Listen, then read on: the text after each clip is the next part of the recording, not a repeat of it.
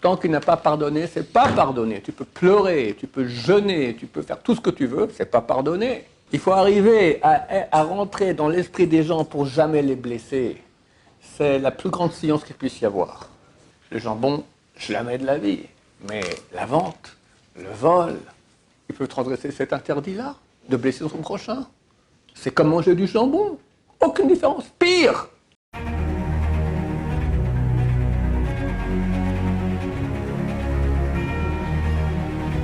Ce shiur dédié pour l'élévation de l'âme de Shimon Ivan Ben Mouni, de Chon de mémoire bénie. Je vous propose un cours sur. Hier, c'était le Yortzeit, l'anniversaire du décès du Rav Israël Salanter, Zatzouka, Zecher Tzadik Vekadosh Livracha, qui était le grand de la génération il y a 150 ans environ, et qui à la fin de sa vie est venu à Paris pour essayer de sauver la situation qui déjà commençait à empirer. Je crois que c'est lui qui a dit qu'il y a beaucoup de Yirat Shamayim, beaucoup de crainte de Dieu à Paris. Tout ceux qui va là-bas, ils perdent sa Yirat Shamayim. Donc on a plein qui jauchent le sol. C'est déjà un endroit de perdition terrible, il y a 150 ans. Aujourd'hui, la Easter. Néanmoins, Baruch Hashem, il y a beaucoup de Juifs qui font tchouva à Paris, et c'est phénoménal. Et grâce à eux, Mashiach vient, Bezrat Hashem. Je viens d'entendre maintenant, il y a eu 2 minutes en passant. Si on parle du Mashiach, je ne peux pas m'empêcher de dire quelque chose. Quelqu'un m'a dit au nom de Rabbi David Abou Hassan, je lui ai dit c'est bon, j'ai déjà mis ça sur Internet, il y a déjà quelques milliers qui l'ont vu. Non, c'est autre chose. Il est allé à une shiva pour consoler des endeuillés. Ils ont perdu une fille. Il leur a dit, je vous en prie, ne prenez pas le deuil trop dur. Très bientôt, elle revient. Voilà, Bezrat Hashem. Alors, pour revenir au Rav Israël Salanter, qui déjà, donc, il est mort à Paris pour finir, il est décédé là-bas.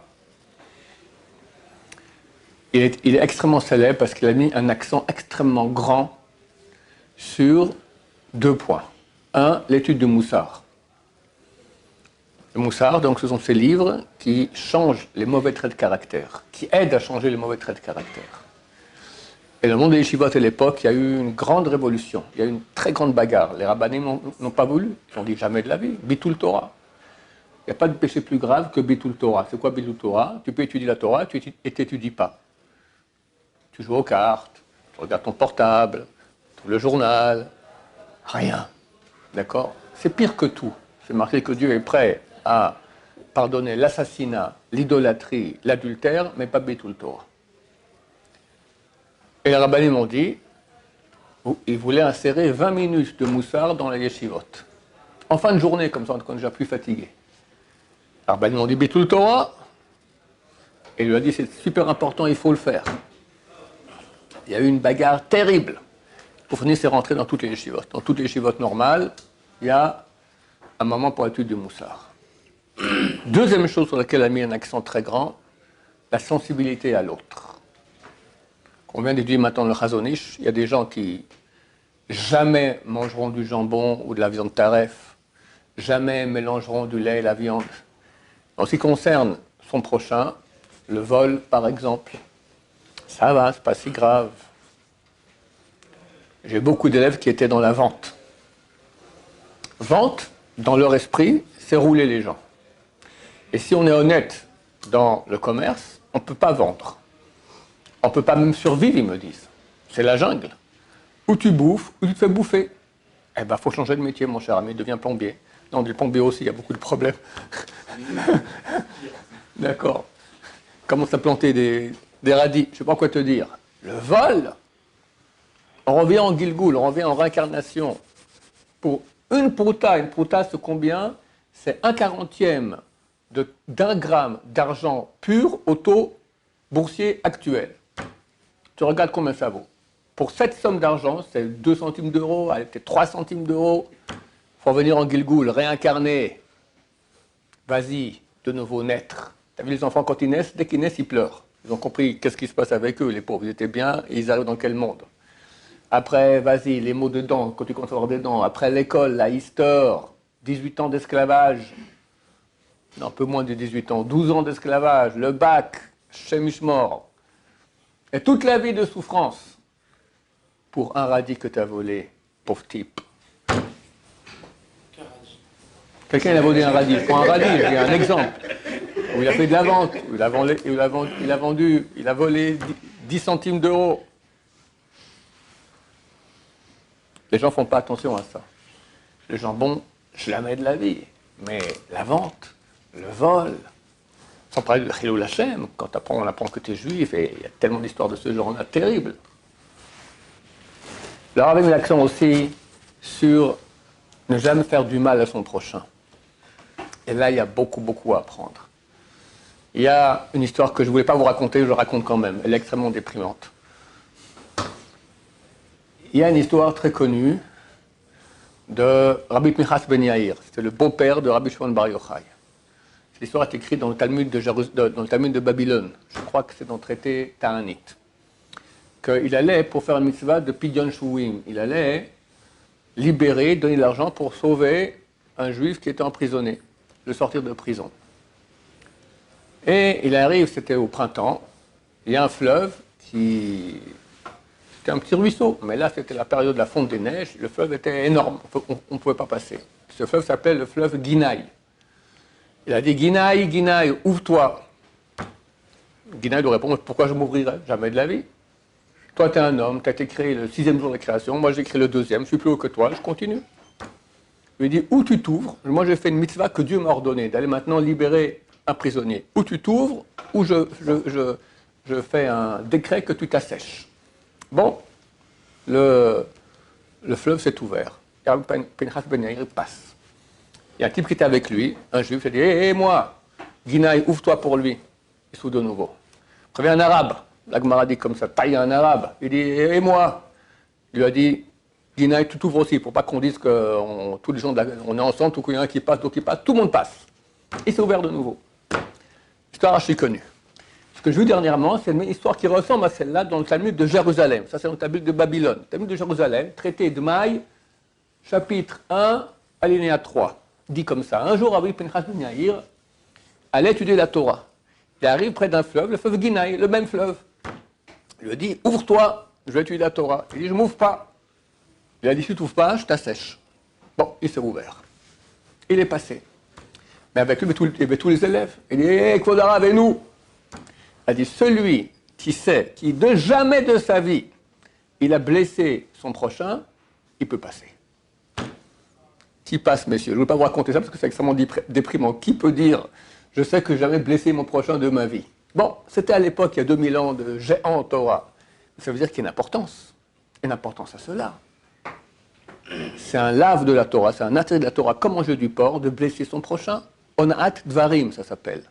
Il y a ona'at mamon, il y a rouler son prochain, c'est avec l'argent, c'est même mon ona'a. Et ona'at dvarim, c'est avec la parole. Tu blesses ton prochain. Dans un couple, par exemple. S'ils ne font pas attention, 1000 fois par jour, non c'est beaucoup, 1000 fois par semaine, ils peuvent transgresser cet interdit-là, de blesser son prochain. C'est comme manger du jambon. Aucune différence. Pire. Pourquoi pire? Parce que le jambon, tu dis à Dieu, Dieu, j'ai mangé du jambon, j'aurais déjà terminé, je ne le ferai plus jamais. C'est expiré sur place. Par contre, tu dis à Dieu, Dieu, j'ai parlé mal à ma femme, j'ai parlé mal à mon employé, j'ai parlé mal à mon prochain, tout ça, je regarde, je ne le ferai plus jamais. Dieu te dit, mais mon cher ami, c'est pas moi qu'il faut demander pardon, c'est à lui. Va lui demander pardon. Ta femme, ça va, on peut s'arranger. Mais le voisin, l'employé, le type, va demander pardon. Pas facile. Et tant qu'il n'a pas pardonné, c'est pas pardonné. Tant qu'il n'a pas pardonné, c'est pas pardonné. Tu peux pleurer, tu peux jeûner, tu peux faire tout ce que tu veux, c'est pas pardonné. À quel point il faut faire attention de ne pas blesser son prochain. Une fois, il était le rabbin donc, de la communauté, c'est Yom Kippour. On l'attend à la synagogue pour Kol Nidré. Il n'arrive pas. Le temps passe, commence à coucher du soleil, le rabbin n'arrive pas. Un des Gebaïm est sorti pour aller voir, il passe sur la route, il cherche partout, il ne trouve pas. Il le voit en train de sortir d'une maison. Il dit, qu'est-ce qui se passe là? Tout le monde nous attend. J'allais à la synagogue, où j'ai entendu un bébé qui pleurait. J'ai compris, la mère est allée faire Kol Nidré à la synagogue, elle a laissé le bébé tout seul, et il pleure. Je peux laisser un bébé pleurer tout seul? Je suis allé, j'ai consolé. La synagogue entière qui l'attend, dont la mère du bébé, mais lui dit, Le bébé, il souffre. Le public peut attendre, ça va, ils ne vont pas pleurer à cause de ça. Regardez la sensibilité à l'autre, mettre l'accent sur ce qui est vraiment important. Même Kippour, enfin un autre Kippour peut-être, mais même homme et même situation, Yom Kippour. On commence le Moussaf de Yom Kippour, c'est la prière peut-être la plus importante de toute l'année. On ne peut pas parler durant l'Amida, on ne peut pas bouger. Alors Israël Salanter veut commencer sa prière, et il ne commence pas. Tout le monde commence à prier. Et il vient vers quelqu'un qui priait dans l'entrée.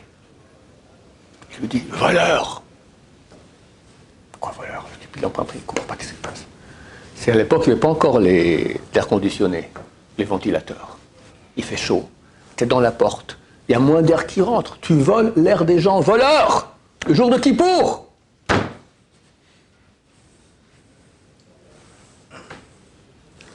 Il faisait attention à chaque petit détail. Il donne l'exemple suivant. Quelqu'un m'attend Akbat, la Sefer Torah. Quelqu'un marche vite pour aller voir la Torah. Il marche sur le pied de son prochain. Pauvre type!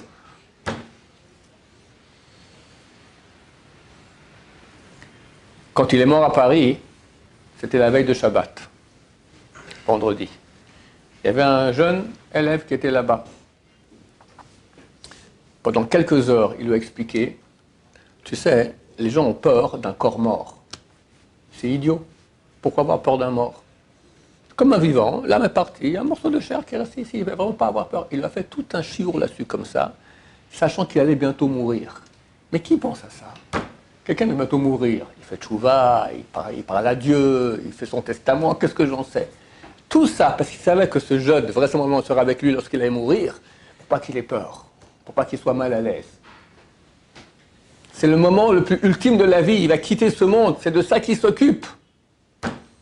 Il donne d'ailleurs l'exemple du contraire exactement, une histoire authentique aussi, qui peut nous arriver à nous tous, chers amis, tellement on est « je suis nul », je ne vais pas parler de vous, je parle de moi.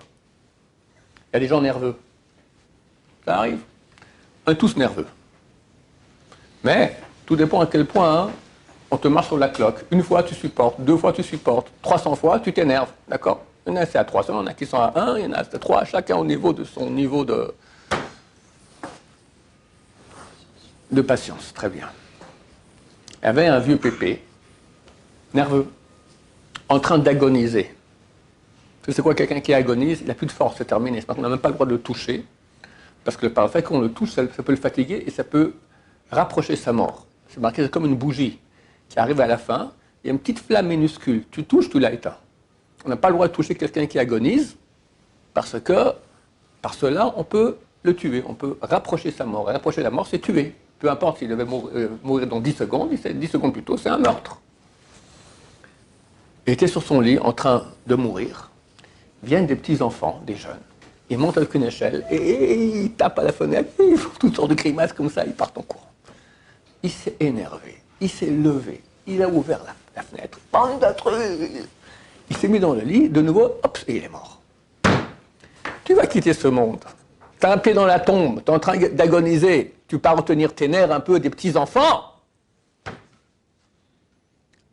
Il va parler à quelqu'un pour expliquer, regarde, tu n'as pas à avoir peur d'un corps de mort. Il va au Lamaba et l'autre, il a déjà un pied dans l'enfer parce qu'il ne sait pas se retenir, s'énerver encore le jour de sa mort. Combien les grands d'Israël sont grands dans ce domaine-là, de jamais faire. Le Chazon-Ish écrit que ma mission numéro 1 sur terre, ne jamais blesser quelqu'un. Il a écrit un texte, une fois j'avais lu dans un short, d'accord, qu'on a lu dans le Emunah Bitachon, il a dit qu'une personne comme ça, qui prend sur elle de jamais faire du mal à son prochain, c'est sa plus grande inquiétude. Parce que, d'abord, les gens sont différents. T'en as un, t'as rien dit, mais parce que t'as rien dit, t'as même pas fait un grand sourire déjà, comme si tu l'avais blessé. Les gens sont différents, ils ont des sensibilités différentes. Et tu dois t'accorder à chaque sensibilité. C'est très connu, les hommes qui n'ont pas reçu une bonne formation, ça passe quoi une femme, ils se marient, ils rentrent à la maison, donc il voit sa femme qui pleure. Parce qu'il a fait une grosse bêtise, mais il ne sait même pas à cause de quoi. Qu'est-ce que j'ai fait? Ça énerve sa femme encore plus. Elle ne va pas lui dire d'ailleurs, une femme ne lui dira jamais pourquoi. Elle doit deviner. Et il ne devine pas, ça la met hors d'elle. Après, pendant 3 jours, elle ne te dit rien. Fini. Blackout. Silence radio. Tu n'as pas vu. Comment t'as pas vu? Il faut arriver à rentrer dans l'esprit des gens pour jamais les blesser. C'est la plus grande science qu'il puisse y avoir. Le Chazon Ish dit, et on sait très bien que les gens ne sont pas comme cette personne qui est prête à l'avance à pardonner à tous. Il pardonne à tout ce qu'on pourra lui dire, toutes les insultes, tous les mots qu'on lui fera. Il pardonne, sachant que pas tout le monde est parfait. Lui, il pardonne, et il accepte tout à fait que les autres ne lui pardonnent pas. Parce qu'il sait que pas tout le monde est parfait. Comprenez ce que c'est? Ça, c'est un grand de Torah. On doit viser vers cela. Il y avait un Gaon, un génie en Torah, qui s'appelle Rav Avraham Genichovski, il habitait Bnei Brak. Il y a une Chavruta le Shabbat après-midi. Un jour, la Chavruta, elle arrive, Shabbat après-midi, et le pauvre, il s'est trompé. Au lieu de taper à la porte, il a sonné sur la sonnette. Dring, drong, Shabbat. Bon. Le Rav, il dit, qu'est-ce que c'est? Si j'ouvre la porte, il aura honte. Si je n'ouvre pas, il aura encore plus honte. Il n'a pas ouvert. Il fonce dans sa chambre. Il enlève ses habits, il met un pyjama. Et le type, il tape à la porte. Il dit, comment 2-3 minutes. À la fin, il va, il ouvre comme ça, tout en deux. Ah, c'est toi? Excuse-moi, je me suis assoupi un peu, j'ai pas fait attention. Viens, bienvenue. Excuse-moi, je vais me changer, je suis encore en pyjama. Du genre, il n'a même pas fait attention qu'il avait sonné, pour pas le mettre mal à l'aise. Combien? Alors, c'est un gaon en Gemara, mais il prend l'intelligence, la Gemara, il met dans le quotidien pour pas blesser son prochain. Al-Haim Shmulevitch, c'est le Rosh Hashanah de Mir. Il a une sira entière sur le sujet. Il dit que les relations avec l'autre, c'est du feu. Quand tu fais du mal à ton prochain, tu attires sur toi un feu. Et même des fois, on peut dire que ce n'est pas logique. C'est comme si quelqu'un met la main dans le feu. Il est brûlé. On va dire, tu as été puni parce que tu as mis la main dans le feu. Pas que tu es puni. Il y a des actions et des conséquences. Tu mets la main dans le feu, tu es brûlé.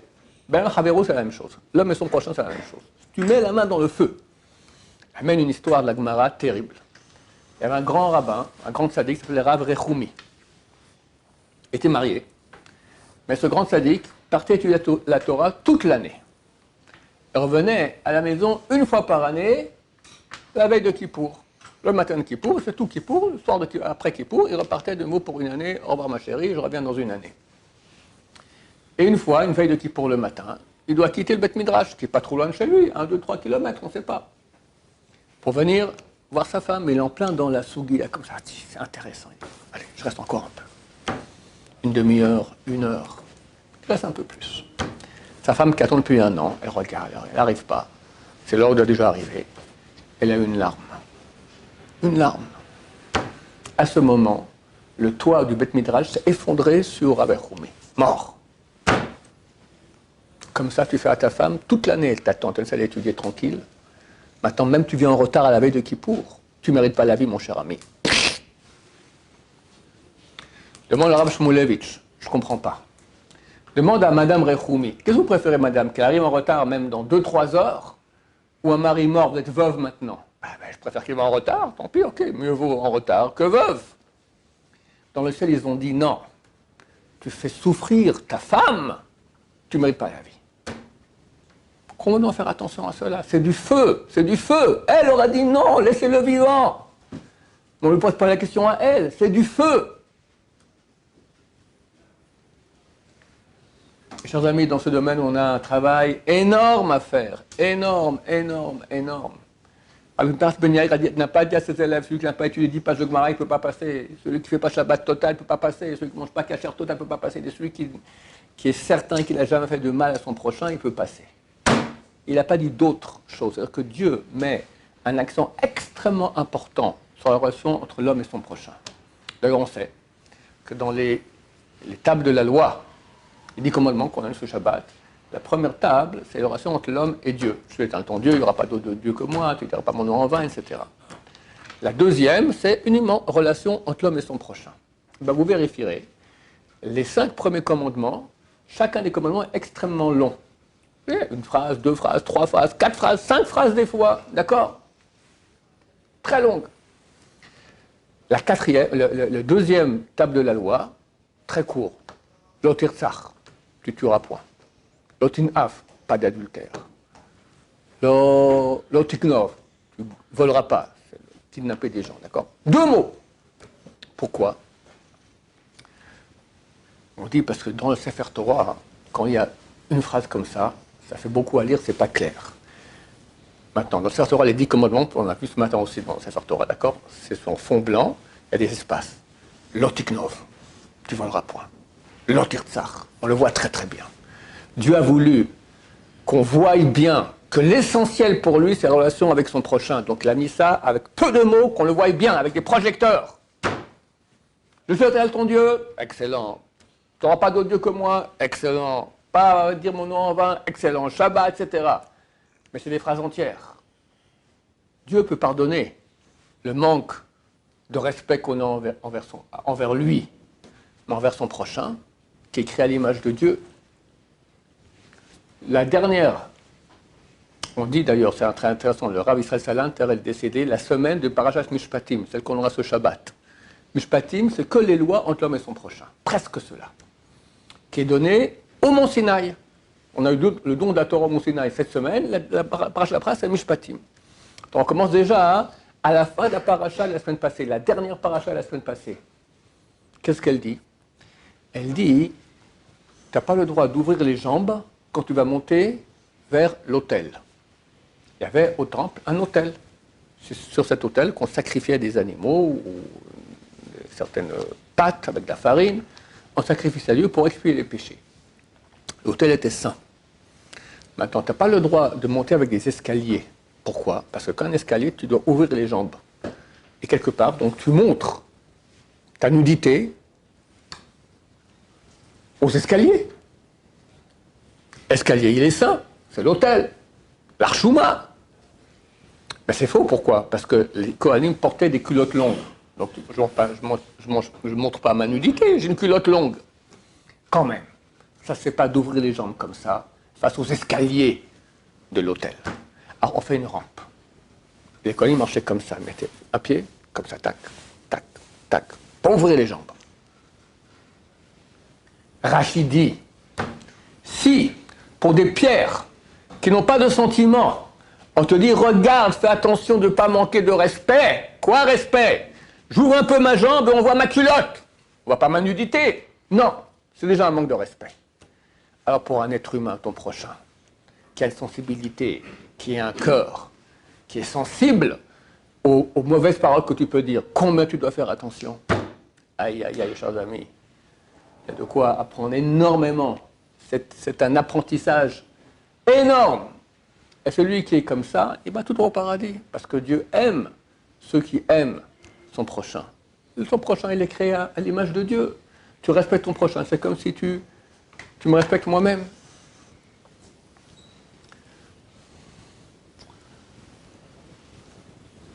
Au temple, il y avait des instruments de musique.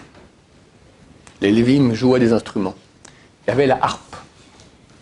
La harpe, comment on dit en hébreu? Nevel. Nevel. Les sages d'Israël disent, pourquoi est-ce qu'on l'appelle Nevel? Parce que la harpe, elle était ménabel tous les autres instruments. Ménabel, ça veut dire dénigre les autres instruments. Nevela, c'est une charogne. Le son de la harpe est tellement beau que tous les autres instruments à côté de la flûte, tout ça, c'était comme une charogne. Hein, dégage, t'es nul. On pose la question, alors pourquoi est-ce que tu appelles le Nevel Nevel? Tu aurais dû l'appeler Ménabel, Ménabel, celui qui rend les autres charognes. Nevel, c'est comme si lui-même, Nevela, c'est la charogne elle-même, Ménabel, je rends les autres. C'est comme lui-même, il est une charogne. On dit oui, parce que c'est écrit dans Pirkei Avot. C'est qui est considéré comme quelqu'un d'honorable? Celui qui honore son prochain. Celui qui n'honore pas son prochain, il n'est pas honorable, il est déshonorable. L'instrument de musique, la harpe, vu qu'elle déshonorait les autres instruments, en faisait des charognes, on l'appelle Nevel, charogne. Tu es une harpe, tu joues bien, kolakavot, très bien, mais à cause de toi, les autres se sentent amoindris, c'est toi la charogne. Voilà, chers amis. Ça sera pour l'élection de l'âme de Rav Israël Salanter et pour l'élection de l'âme de Shimon Ivan Ben Mouni, que Dieu nous aide à être sensible à son prochain, comme Dieu le veut tellement. Baruch Adonai, l'olam, amen, va amen.